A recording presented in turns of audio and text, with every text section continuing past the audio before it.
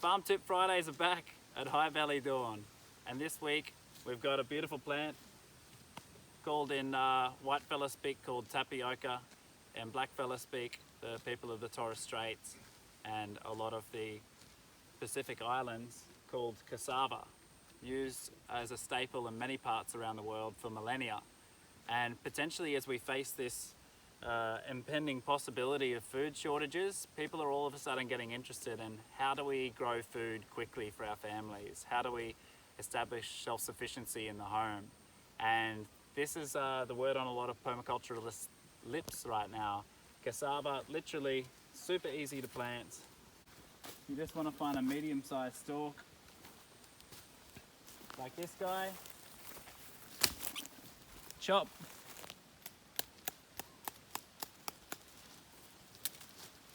And that's done. And in 3 months' time, you can have up to 20 kilograms of carbohydrates. The leaves are actually quite protein rich. The tuber itself is not that protein rich. But you've got a lot of nutrients in there: magnesium, potassium, B vitamins, vitamin C. It's a crazy nutritious plant. So much more nutritious than potato or even sweet potato. And it grows amazingly in subtropical and tropical climates. We've got these seedlings for sale for $5 from Beaches. Come and grab one from our front deck at Beaches, or if you can't afford it, just take one, because it may well save you and your family's lives, or contribute to you being more food sufficient as we come into these potentially trying times. So a couple of things you want to know about cassava. Good pioneer species that'll go down and do a lot of work in the soil, breaking up the soil. So around here in central Queensland, you get a lot of rocky, red, dusty backyards. It's a great way to start, and it's a great edge plant. In permaculture, one of our principles is using the edges and valuing the marginal. We often find this on the edges of, say, a riverbank and a paddock. You get these systems where species exist that wouldn't exist in either of those spaces, in these in-between sort of zones. And they can actually be really productive and have great biodiversity. And how you can use these on the edges, as our mate Dan Sheridan used to say, is to establish some security guards around the perimeter to hold space for the rock stars on the inside of the garden, your fruits and your vegetables, and provide them a windbreak.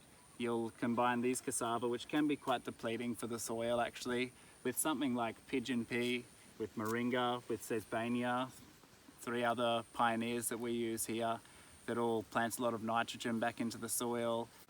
So this is a good example of what you can expect, anywhere sort of 3 months, maybe up to 6 months.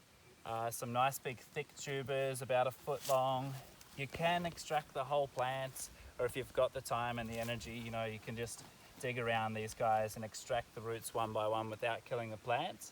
But yeah, there you've got a couple of kilograms of high quality carbohydrates that can be used many different ways in cooking, pretty much similar to flour. One thing you really need to be wary of with this is that the plant does contain cyanide.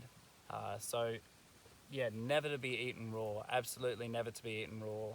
Has to be processed within 24 hours. So you want to take this out, peel the skin off, chop it up into little pieces, boil it up for 15 to 20 minutes, and then you can do what you want with it that night, or freeze it for later use. You can make it into chips, you can put it into like a stew or something. It's actually quite starchy. You can get a potato peeler and just peel a bunch of potato peels into a bowl and then put them in a deep fryer with some nice like coconut oil or olive oil, and they'll come up like really super healthy potato crisps for the family and for the kids.